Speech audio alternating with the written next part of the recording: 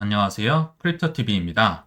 오늘은 최근 트럼프의 중대 발표들에 대해서 총정리하는 시간을 갖도록 하겠습니다. 일단 최근에 트럼프가 중대 발표, 중요하다고 한 발표들만 너무 많이 한 나머지 AI조차도 헷갈려하고 있다고 합니다. 이게 그 발표에 대한 발표인지 아니면 다른 걸 얘기한 건지 발표를 한 건 맞는지 굉장히 혼란스러워서 오늘 좀 정리를 해보려고 하는데요. 자, 최선을 다해서 말씀을 드려보겠습니다. 일단 첫 번째 중대 발표는 5월 7일자에 있었습니다. 그래서 트럼프가 뭐 빠르면 5월 8일이나 9일, 늦으면 5월 12일쯤에 막 지진을 일으키는 매우 큰 발표를 할 것이다. 근데 무역과는 무관하다 해서 제가 영상을 올렸던 기억이 납니다. 당시에 힌트는 중동 투어 떠나기 전에 5월 13일 날 가니까 8일, 9일 아니면 12일이겠죠. 미국 시간으로. 그리고 무역과는 무관하며 미국인을 위한 그리고 긍정적인 것이다. 여기까지가 힌트였는데 자, 아쉽게도 결과는요. 이게 지금 발표를 한 건지 안 한 건지 정확하게 아는 사람이 단 한 명도 없습니다. AI도요. 뭐 엉뚱한 답을 하고 그렇더라고요. 그러나 이제 유력한 용의자를 말씀드리면 자, 미국 영국 관세 협상이 5월 8일자로 있었거든요. 미국 시간으로. 그래서 이게 유력한 용의자다. 물론 아직까지도 어떤 발표가 그에 대한 해답이었는지 답이었는지 정확히는 아는 사람이 없습니다. 뭐 미중 발표라는 사람도 있고요. 뭐 지리적으로 뭐 지리학적으로 뭐 종전이라든지 페르시아만 이름을 뭐 교체를 한다든지 또는 매크로적인 거 뭐 금리 인하나 코인 관련된 거나 다 제가 예전 영상에서 한번 언급은 했었는데요. 사실 관세는 무역과 무관하다고 했잖아요. 그래서 제가 용의자라고 얘기를 한 겁니다. 아니, 무역과 무관하다고 하는데 답이 미국, 영국 협상이면 뭐 또 거짓말을 친 거잖아요. 물론 이제 관세를 배제하면 안 된다고 저도 얘기는 했지만 제가 말하고서도 참 어이가 없는 것 같습니다. 아무튼 결론을 맺어보면 5월 13일 중동 투어를 가기 전까지 다른 발표가 나오지 않는다면 이 지각을 뒤흔들 발표는 그냥 미국, 영국 협상일 가능성이 높다라고 보는 게 맞을 것 같습니다. 자, 그 다음입니다. 어제 새벽에 또 한 번 엄청 중요하다는 발표를 예고를 했어요. 항상 중요하다고 합니다. 자, 어젯밤 새벽이죠. 3시 반경에 내가 트루스 소셜에 다른 글을 하나 올릴 건데 그 다음에 올릴 거는 엄청 중요하고 임팩트가 있을 거야. 내가 얘기한 것 중에 가장 센 거야. 뭐 한번 즐겨보자. 뭐 이런 식으로 얘기를 했다고 해요. 근데 그나마 다행인 게 이 글을 올리고서 한 3시간, 4시간 후쯤에 그래도 비교적 명확하죠. 그 다음 올린 글이 약값을 최대한 80%까지 낮춘다. 적게는 30%에서 80%까지 낮추는 행정명령을 예고했다는 겁니다. 그러니까 이 엄청나게 중요하고 임팩트 있는 거는 약값을 낮춘다. 근데 물론 이게요. 트럼프 집권 일기 때도 똑같은 공약을 실행을 하고 하려고 했는데 그때도 제약사의 반대로 실행을 못했다고 해요. 이번에도 할 수 있을지까지는 모르겠지만 아무튼 이 발표에 대한 답은 그나마 비교적 명확하다. 제약회사 아마 좀 주가가 이제 오늘 새벽으로 가면 떨어질 수도 있을 것 같습니다. 내일 새벽으로 가면요. 자, 근데 이거 말고도 5월 12일 중대 발표가 하나가 또 있습니다. 그래서 요거까지 한번 정리를 해보겠습니다. 그거는 이제 트럼프가 직접적으로 연관을 하진 않았지만 우리가 지난 주말에 계속 봤었던 미중 무역 협상 여기에 대한 이제 관세 협상 발표가 곧 나온다는데요. 자, 한국 시간으로 보면 12일 늦은 밤, 그러니까 오늘 밤 빠르면 11시, 12시, 늦으면 뭐 13일 뭐 새벽 1시, 2시 이렇게까지 뭐 왔다 갔다 한다고는 해요. 아무튼 그들이 일어나서 조만간 빨리 발표를 한다고 하는데 어, 주말에 이제 미중 무역 협상이 진전이 있었다. 뭐 허리펑 부총리와 스캇 베센트 재무장관이 표정이 막 아주 안 좋았던 것 같진 않아요. 언론에 나오는 걸 볼 때. 뭔가 그러니까 하긴 한 겁니다. 발표를 한다고 하는 거니까요. 이게 만약에 잘 안 됐으면 뭐 결렬됐다 하면서 발표 자체가 없겠죠. 지금 백악관 사이트에도 공동 뭐 성명 뭐 발표가 지금 떠 있다곤 해요. 그러나 구체적인 내용은 이제 한국 시간으로 오늘 밤 늦게나 내일 밤 새벽에 발표를 할 것이다라고 합니다. 그나마 이제 도널드 트럼프가 관여를 한 트윗이 있다면 요게 거의 전부인데요. 스캇 베센트한테 얘기한 거죠. 차이나는 80%가 맞는 것 같아. 라고 냅다 이제 질렀는데 이게 뭐였냐면요.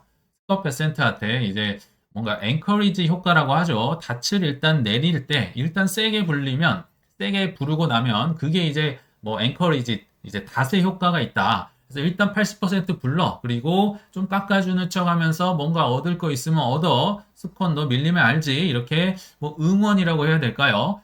뭐 결과는 뭐 50%, 60%로 이제 마무리가 됐을 수도 있지만 일단 냅다 세게 부르고 그 다음에 뭔가를 얻어내라는 뭐 응원 겸 협박 겸 이런 트윗을 올린 게 사실 전부였습니다. 아무튼 이제 조만간 발표가 되겠죠. 그래서 뭐 주말에도 그랬었고 저번 주에도 여러 가지 뭐 기대감, 그러니까 협상이 뭐 종결이 아닙니다. 앞으로도 잘 될 거라는 기대감 때문에 최근에도 조금씩 올라온 것 같고요. 반대로 기대감 때문에 올랐다면 뭔가 발표가 아무튼 나온다면 뭐 덜컹덜컹 거릴 가능성도 있겠죠. 왜냐하면 기대감, 앞으로 잘 될 거야. 그것 때문에 올랐다면 발표는 오히려 뭐 단기적인 덜컹거릴 수 있는 악재가 될 수도 있습니다. 뭐 그렇다고 해서 뭐 샀다 팔았다 이런 건 아직 뭐 그런 걸 논할 단계는 아닌 것 같아요. 제가 볼 때는. 아무튼 요럴 가능성이 있다. 그래서 제가요, AI랑 뭐 정말 씨름을 하고 네이버 웹서핑을 하면서 좀 그나마 중대 발표를 한번 요약을 해봤습니다. 이제 이럴 가능성이 높다는 겁니다. 얘도 이제 추정입니다. 추정. AI도 다 맞는 게 아니더라고요. 그래서 5월 7일, 8일쯤에 세계를 뒤흔들 중대 발표. 요거는 미국과 영국의 무역 협상일 가능성이 높다. 뭐 이 친구는 이제 발표 완료라고는 하지만 추정입니다. 뭐 한 7, 80% 정도 되는 확률인 것 같아요. 그리고 5월 10일에서 11일 미중 협상에 관련돼서는 뭐 이렇다 할 이제 트럼프의 SNS 트윗은 없었는데 그럼에도 미중 고위급 무역 협상이 진행이 돼서 이제 빠르면 오늘 밤 뭐 11시, 12시 늦으면 새벽쯤에 발표가 나올 것이다라고 하고요. 또 한 번 있었죠. 어젯밤 새벽 이제 3시 반쯤에 가장 중요하고 임팩트 있는 발표는 아마도 약값 최대 80% 인하였다. 그래서 이거는 이제 약값 발표 완료.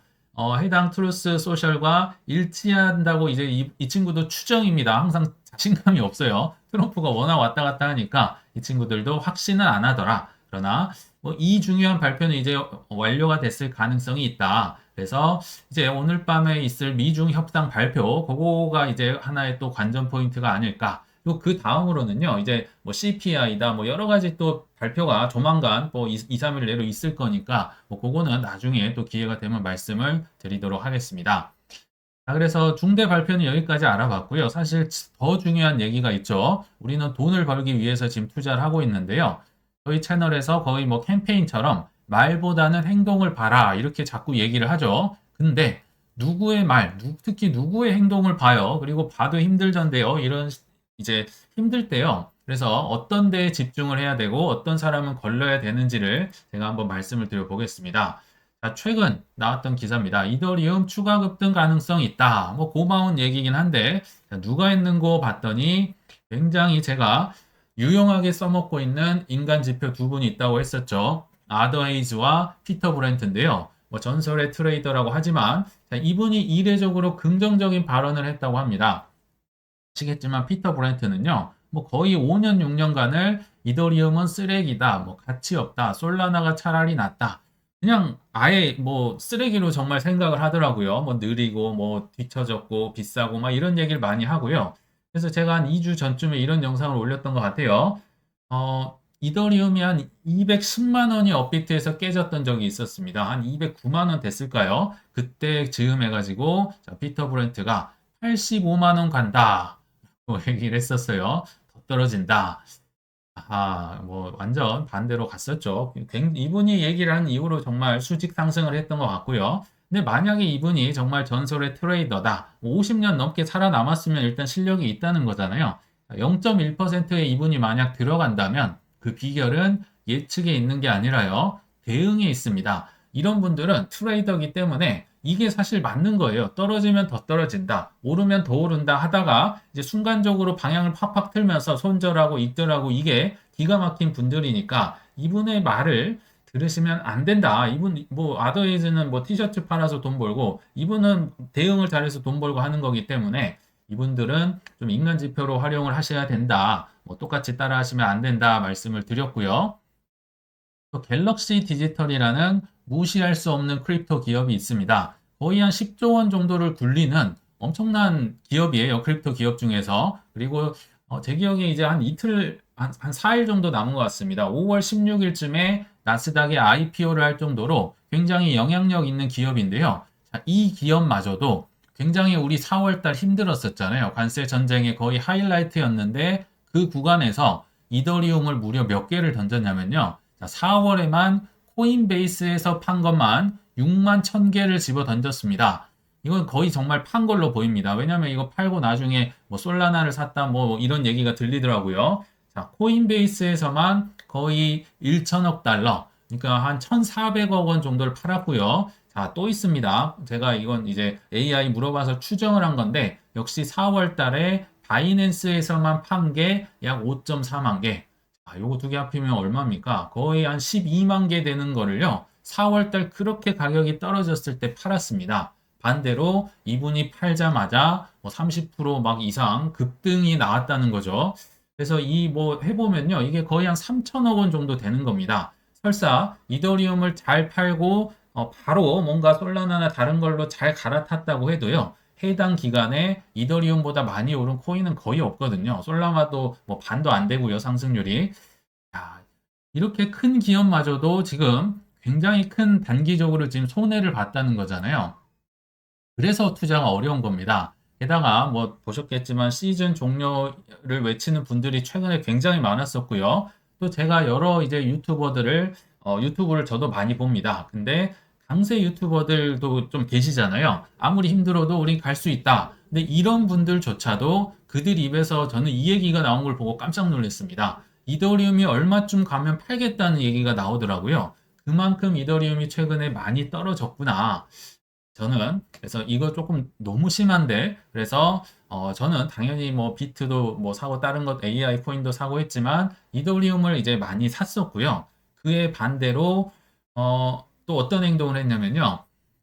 오래되신 분들은 아시겠지만 작년 10월쯤에 제가 이제 두 명의 아들이 있거든요. 근데 이 아들들에게 그때 당시 이더리움이 한 340만 원 정도 했습니다. 그래서 야 니네들 용돈 내놔봐 해서 10만 원 정도를 원래 이거 장난감 샀어야 되거든요. 근데 10만 원 정도를 거의 반 강제로 뺏어서 한 340만 원쯤에 10만 원어치씩 사게 했어요. 그리고 나서 10월에 샀는데 한 12월 되니까 1월인가요? 한 590만 원까지 오르더라고요. 그러니까 플러스가 한 70%뭐 이쪽 저쪽이에요. 그러니까 애들도 10만 원이 17만 원 돼 있으니까 좋아했겠죠. 그리고 그때 당시 저도 싸게 샀다고 생각을 했었습니다. 근데 590만 원짜리가 아까 뭐 말씀드렸지만 209만 원 가더라고요. 야, 이건 도저히 못 참겠다. 그래서 뭐 목자는 파셨는지 모르겠는데요. 저는 아들들을 거의 반강제적으로 야, 만 원씩 내놔봐 해가지고 출매를 했습니다. 야, 이건 도저히 못 참겠다. 못 넘어가겠다 해서 그래서 평단을 뭐 미약하게나만 좀 낮췄는데요. 왜 저는 이런 행동을 할 수 있었을까?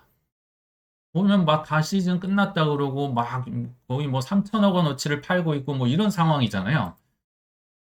저는 누구의 행동을 본다? 블랙락입니다. 블랙락. 물론 뭐 다른 뭐 트럼프도 있고 여러 이제 세력들이 많이 있는데요. 블랙락은 그냥 전 세계의 대주주입니다. 예전에 말씀드렸지만 한국의 100대 기업, 시가총액 100대 기업의 무려 80개 정도가 블랙락이 최소한 4대 주주입니다. 한국만 이 정도니까요. 그냥 전 세계의 모든 주식을 다 갖고 있는 게 블랙락이에요. 그래서 숫자 경이란 단어, 경 있잖아요. 경조가 아니라 이 단어는요. 제가 거의 평생 2번 정도 들어본 것 같은데 첫 번째가 블랙락의 자산이 1경원이 넘었을 때 현재는 한 1.6경원 정도 된다고 해요. 그리고 두 번째로 들어본 게 미국의 빚이 뭐 약 지금 4경원, 5경원 이제 남짓 되거든요. 뭐 그 두 개 말고는 경을 들어볼 일이 별로 없다. 그 정도로 블랙락이 그냥 간다면 그 사람이 가는 길이 된다. 이렇게 말씀을 드렸고요.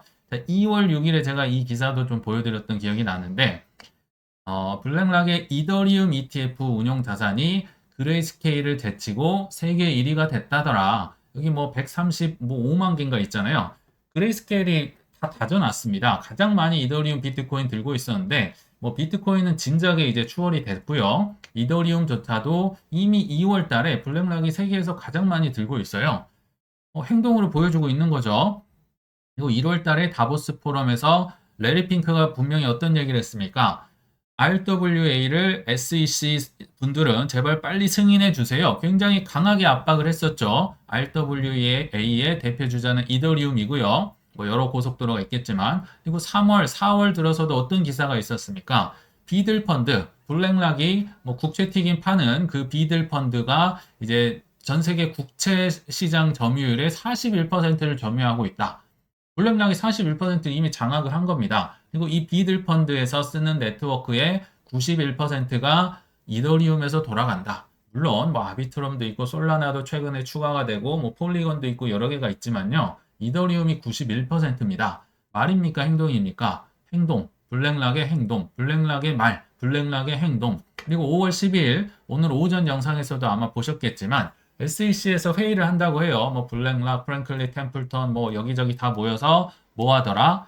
RWA를 승인하기 위해서 지금 회의를 뭐 이제 우리 자고 일어나면 그 결과를 알 수 있을 것 같아요. 그리고 그 전에도 계속 이더리움 스테이킹 ETF 신경 써라. 이거 해줘라. 그리고 이더리움 최근에도 현물 환매되게 ETF를 현물 환매되게 해줘라. 뭐 S-1 서류인가요? 이런 걸 내면서 굉장히 일관되게 행동을 했습니다. 그래서 제가 블랙락이 가면 그냥 거인의 어깨에 올라타라면서요. 그래서 저는 사놓고 가만히 있었다. 결과적으로 보면 올라가겠죠. 그래서 오늘 이제 마무리를 좀 해보려고는 하는데요.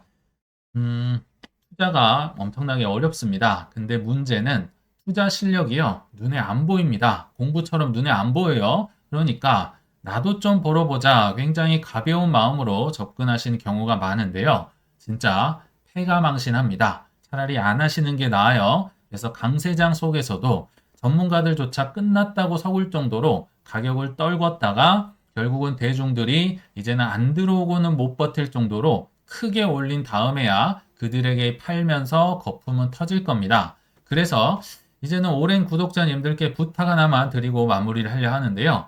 나 하나만 벌자에서 그치는 게 아니라 그건 이제 기본이고요. 다 그렇게 되셔야 합니다. 그리고 주위에서 만만하게 보고 뭔가 영끌을 해서 뭐 비트로 들어오는 분들이 눈에 보이신다면 오히려 그들을 잘 교육해 주실 정도로 구독자님들 본인이 넉넉하게 성장하시길 바라면서 이만 물러가겠습니다. 시청 감사합니다.